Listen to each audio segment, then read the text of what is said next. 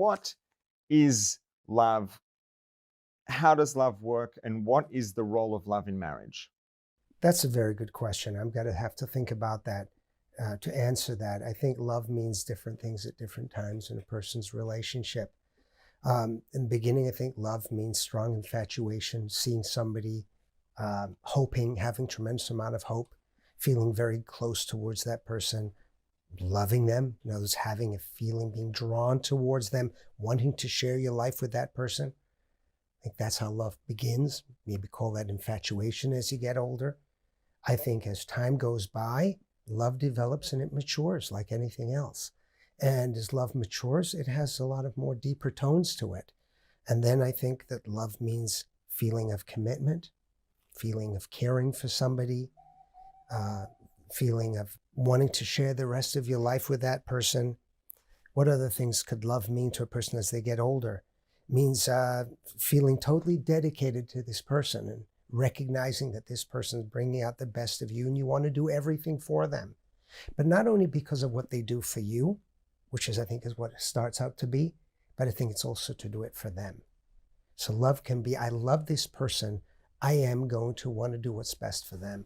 I think, unfortunately, that's one thing I see for a lot of people when they use the word, I love you, what they really mean is, when I'm around you, I love myself very much. And as long as you help me love me, then I love you too. So love is really a reflection of how much I love myself and how much you make me feel good about myself. But I think as we get older and I think as we mature, love is really seeing somebody, appreciating them, recognizing them, and wanting to do what they want for themselves, wanting to be there and willing to sacrifice, even if it makes me uncomfortable, even if maybe I won't get what I want out of this relationship, but I love this person, so I'm going to do it. We see that a lot in parents who love their children. I was just going to ask you that. Yeah, I think when parents love their children, we see a deep love, which is sometimes having to do something which goes totally against them.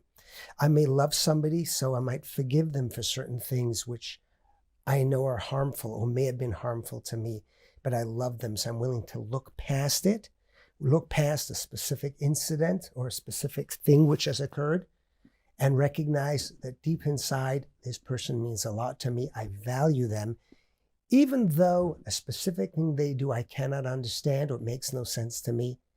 But overall, my attachment and my closeness to them goes so deep that I'm willing to overlook that fault. And I'm willing to bear that fault, not pretend that that fault doesn't exist, but I know it's there, but I love them anyway. And I love them and I'm willing to live with them with that fault. And so my job in that case is not necessarily to pretend that that doesn't exist, but to figure out a way to live with this person, even when that thing is going on. Mm-hmm. So let's say down the line, 30, 40 years into a strong, healthy, fulfilling marriage, the love becomes much less about oneself and much more of, let's say, a genuine love and concern and care for the spouse, for the other person themselves, rather than, I really enjoy being in your presence and therefore I want to be close to you, right? Yes. So, but by the sound of things, would you say that it's fair to say that at the beginning of a relationship, it's just not realistic to expect that? And the reality of a relationship is that early on, there is going to be a lot of seeking closeness for the pleasure it brings oneself. And there's no way around the fact that it takes time to develop that depth of connection where it just becomes about the other person. Absolutely. That's very true. This is a developmental concept which people growing into mature love. It takes a long while for a person to realize that I love this person loves me, and even though we differ or we have fundamentally different views, or this person has certain parts of them which I totally cannot understand or don't even appreciate, but I love this person anyway. I care about this person because I know how much they care about me. And so I'm willing to tolerate some of those things also. I see this a lot in relationships, work with a lot of people who've probably got married for the second time and struggle over the other person's personality because something they do doesn't make sense to them. And they're trying to change the other person in a way to make sense to them. And what they can't do is they don't have a history of trust to know that even though this person may be saying something which doesn't fit for them, doesn't sound right to them, or they don't like, this person isn't a bad person, is not even trying to be a bad person.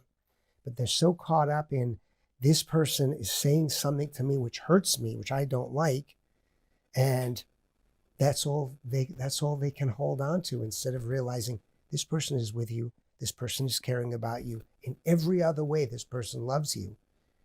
Can't you look past this piece, which is hard for you to understand, and say, I respect this person. I trust this person, that from their perspective, they're not trying to hurt me. Even if I'm feeling hurt, this person is not trying to hurt me. Now, obviously, you would want each person to respect the other and to recognize it. But sometimes that just doesn't happen. Sometimes people make mistakes. Sometimes people do things in a relationship which hurts the other person. And if we're going to focus on each one of these, instead of respecting and caring about the other person, recognizing that some people are going to have their faults, we won't be able to continue that relationship properly. There's got to be a certain amount of forgiveness in relationships for relationships to work. There cannot be just the assumption that two people love each other. When we say two people love each other, you're looking to see the love all the time. You're looking to feel the love all the time, which means you're always looking to feel validated. You're always looking to feel reassured. That won't always happen. Things happen in life where people have different opinions and different views of things and disagree about some fundamental differences. And sometimes those differences go very, very deep about very core issues. But people who truly love each other and truly respect each other are able to put a healthy fence around that issue so that issue doesn't poison the rest of their marriage. But that does take experience. That does, like you said earlier, that takes history. And that history is, has that person been there for me? Is this person there for me when I need them? Does this person have their back? Does that person have my back? And when you get to see that, yes, this person has my back, this person cares about me, they're there for me in times of need, you realize that even though they have a limitation, or what seems to you as a limitation, or disagree fundamentally with you on an issue, doesn't mean they can't care about you. And it doesn't mean you can't care about them. You can love them very dearly and have a great relationship. And by the way, this is not something I'm saying. John Gottman talks about this a lot. John Gottman is a famous couples therapist. And he talks about this, about healthy relationships and healthy couples is not that they don't disagree. The fact that couples don't disagree is not a sign of a healthy relationship. Sometimes it's actually the sign of an unhealthy relationship, because the two are working so hard not to disagree, because a disagreement will blow the relationship apart. A healthy relationship. So it's a sign of insufficient, let's say, comfort. That's to right. be able to engage in a disagreement respectfully. Exactly right. There's this fear that if we disagree, this relationship will blow up. There's not enough